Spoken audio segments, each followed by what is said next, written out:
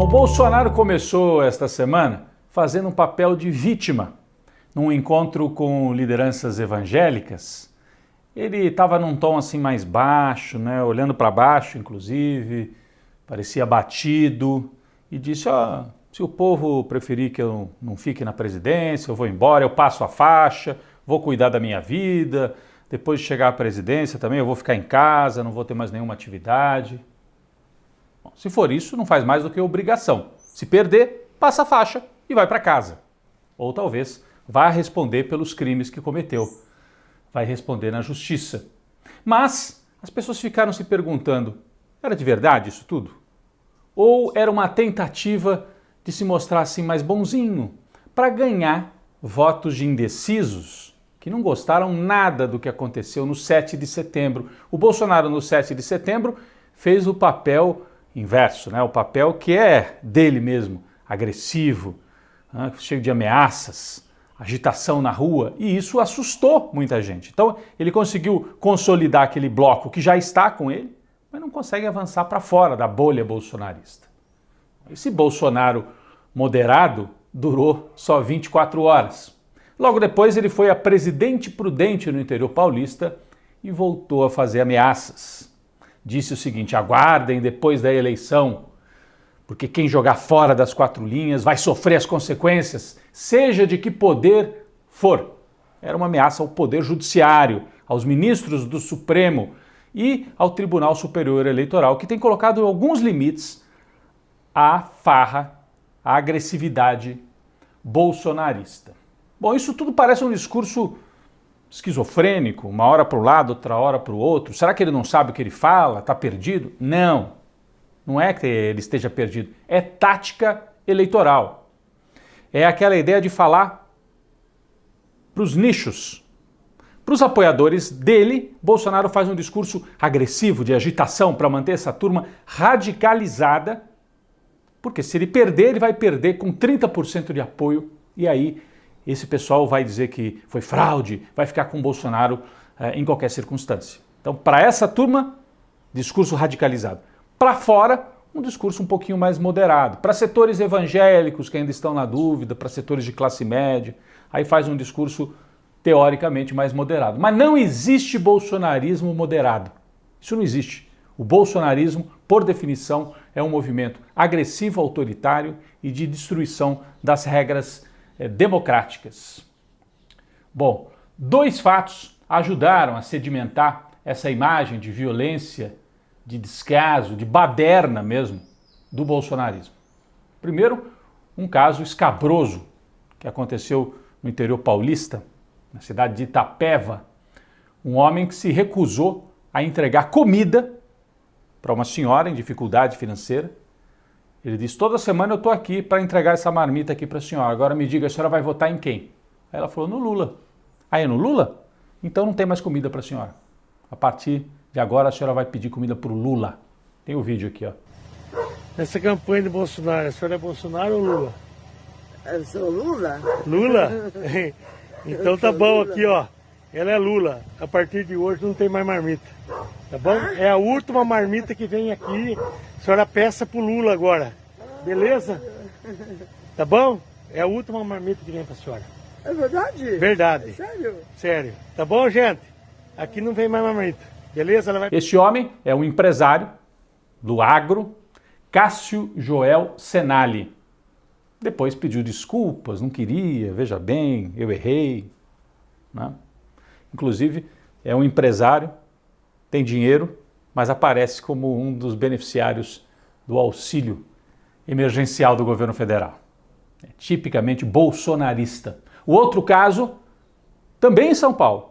Depois de um debate para governador de São Paulo, ali com Haddad, com Tarcísio, com Rodrigo Garcia, um desses deputados bolsonaristas, que são também youtubers, apareceu lá e atacou, assediou uma jornalista, a Vera Magalhães, que inclusive não tem nada de petista.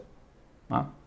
Foi até a Vera Magalhães gravando, sabe aquele jeito que eles fazem? Gravando, assediando, dizendo, mostre o seu contrato com a TV Cultura, e enfim, agressivo. Eles detestam mulheres. A Vera Magalhães já tinha sido atacada pelo próprio Bolsonaro num outro debate. no debate da Band. Então, o bolsonarista Douglas Garcia, que é um deputado estadual, estava replicando o método e inclusive a frase do chefe, do Jair Bolsonaro. Foi para cima de uma mulher. Eles são covardes. Tarcísio de Freitas, que é o candidato bolsonarista a governador de São Paulo, diz que não tem nada a ver com o rapaz, veja bem, eu repudio esse tipo de coisa. Só que o Tarcísio é que tinha convidado esse Douglas para estar no debate, lá na plateia. Tem várias fotos do Tarcísio ao lado desse deputado. Então não existe bolsonarista pela metade. O Tarcísio ou ele é bolsonarista ou não é. E sendo bolsonarista, ele é parceiro desse tipo de coisa, infelizmente. Para tentar melhorar um pouquinho a imagem, e aí para falar para fora, Bolsonaro foi ao velório da rainha Elizabeth II na Inglaterra. A rainha que morreu aos 96 anos de idade, gerou comoção aí entre os súditos na Inglaterra, e o Bolsonaro, que nunca se solidarizou com as vítimas da Covid-19 no Brasil, resolveu se solidarizar com a rainha da Inglaterra.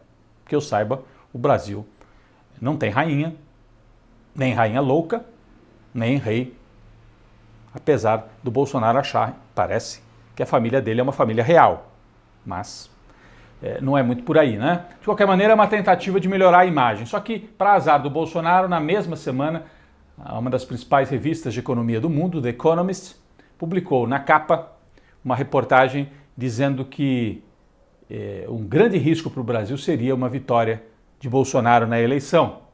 A Economist é uma revista liberal, não é de esquerda, ao contrário, é de direita. Diz que Lula é um esquerdista, fez algumas críticas ao Lula, mas falou, melhor que o Lula ganhe. Por quê? O Lula é um candidato normal que atua dentro da democracia. Então esse é o clima que o Bolsonaro vai enfrentar na Inglaterra. Na oposição, Lula trouxe mais um nome importante para a campanha dele, Marina Silva. Os dois se encontraram, teve entrevista coletiva, a Marina frisou que estava voltando a se entender com o PT, ela que rompeu, né, com Lula e com o PT, em nome da democracia e para derrotar o bolsonarismo. O curioso é que, vocês se lembram, na eleição de 2018 ela foi candidata a presidente. Então, dos candidatos de 2018, 5 candidatos estão agora com Lula nesta eleição. A Marina, o próprio Haddad, né, o Alckmin, o Boulos e o Meirelles, que está dando sinais de que vai apoiar o Lula já no primeiro turno. É uma frente democrática bastante ampla. A Marina tem vários papéis aí nesse apoio ao Lula. Primeiro que sinaliza essa ampliação, né, que o Lula não é um candidato do PT ou de uma frente de esquerda, mas é um candidato de frente democrática. Segundo, a Marina é um símbolo do meio ambiente, da defesa do meio ambiente, inclusive internacionalmente, muito respeitada. E terceiro, ela dialoga com o povo evangélico, porque ela é evangélica, mas faz questão de dizer, sigo a minha religião, mas não misturo com os assuntos da política e do Estado, que é laico. Então, ela tem esse papel importante também na campanha. Na oposição, quem está fora do tom ou com dificuldade para encontrar um caminho é Ciro Gomes. Segue fazendo ataques pesadíssimos a Lula e ao PT. Alguns brisolistas, pedetistas históricos, estão saindo da candidatura dele e declarando apoio a Lula, a uma campanha pelo voto útil que pode sangrar a candidatura de Ciro Gomes. Esta semana, Lula fez campanha em Minas Gerais, Montes Claros, né, norte de Minas, e depois foi ao sul do país, passando pelas 3 capitais do sul. Colheu também vários apoios importantes. Maitê Proença, o técnico Vanderlei Luxemburgo e o craque, né, ex-jogador Raí, que gravou um vídeo bastante emocionante de apoio ao Lula. A semana terminou com números da pesquisa Datafolha que mostram Lula estável em primeiro lugar, com 45% dos votos, Bolsonaro com 33%, perdeu 1%, né? Ciro 8% e Simone Tebet 5%.